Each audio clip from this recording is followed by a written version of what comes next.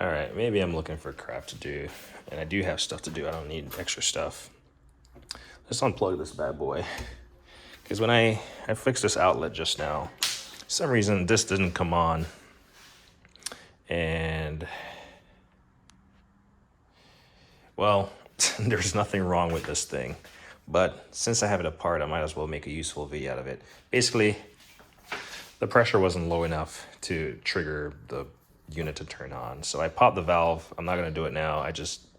It was sitting at about 150. I'm not sure what this comes on at, to be honest. I thought it was, because it's rated for 200 PSI. So the needle was around just maybe about 190. And I didn't even pay attention to that.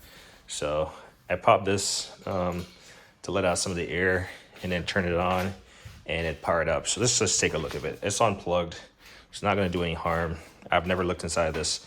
Well, to get this unit off, you're gonna have to, there's some, it uses a T20.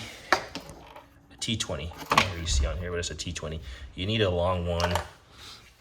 You're gonna have some screws. You're gonna have shorter ones and longer ones. The longer ones are on the piston side here. Let's see.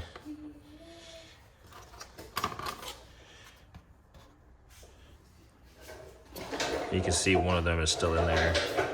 I want to say this is the longer one. And you can see that little guide there is boogered up. You're gonna have to pull it over this like hose right here to get this off. But all in all, once you get those things undone, it's pretty much using some kind of prying device. I had my little pry tool here. I don't even know. It's probably in my pocket. I don't know where it's at. But this thing works. I just turn it on. So you got this piston right here, which is pretty cool. It's belt driven.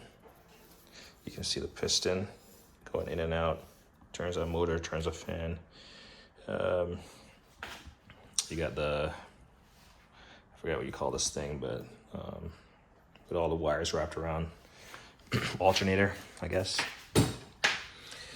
I don't know all the parts to this, but this is the internals. And really what I was looking for was a resettable breaker.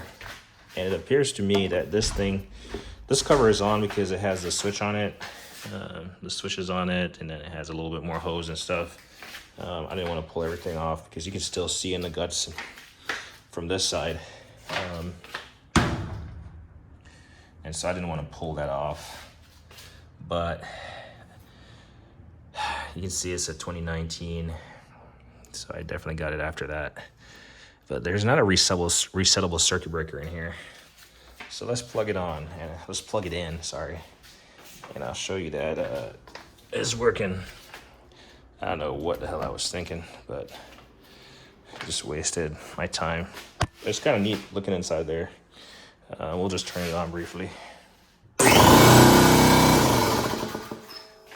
So it works. Look at I'm not sure if you can see.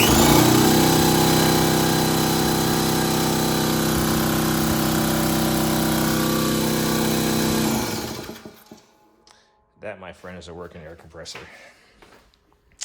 So, not sure what the heck I was thinking.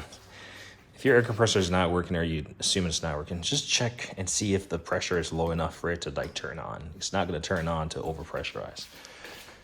I just automatically think that led me to think this was bad because I used an extension cord. And so I just went down a rabbit hole I didn't need to. When, you know, I could have. And in fact, when I was working on it, I was like, let me unplug it. And I was like, well, it's safe. And I was like, I don't need to deflate I don't need to release the air pressure. Had I released the air pressure, I would have caught it. But I was like, nah, I'm not going to be removing any lines or anything. So I'm not in danger of, you know, something blowing out at a high speed due to the pressure. I was looking for more of an electrical issue. But yeah, got it opened up. Now the fun part of putting plastic pieces back together. So, but If you want to know, this thing does not, at least I haven't seen a resettable circuit breaker. The belt looks fine, so I can say, oh, I'm checking the belt. Checking the belt for making sure it's good to go. But it's cool. I didn't know this thing had a piston in there. It's not the quietest. It's not the quietest air compressor. Oops, but it does do the job. Talking about air compressor, does anyone know the useful life of an air compressor? So this ID plate, I want to say air compressors have an expiration date, because when you put pressure in a tank and then if you don't drain it, like you'll see in another video at some point in time, I have an Ingersoll Rand that is pretty cool. But if you don't drain it with a release valve on it here, right there, there's a condensation that builds up in there, and that's going to cause corrosion to happen inside of these steel walls, and that could, affect the structural integrity of, this unit, and it could become a bomb. So air compressors can be dangerous, especially if you have one that's super old or not maintained, not drained. So yeah, particularly if you live in a cold climate, because if that moisture in there freezes, because this is metal, so it's going to get colder than your ambient air. If that condensation freezes in there, that could cause expansion, and like, you never know what's going on in there. So most air compressors will have some kind of fit-in like this. And if I was concerned, I'd probably remove this fit-in and used a scope, an inspection scope, a camera, to look down inside of it to see how corroded it is.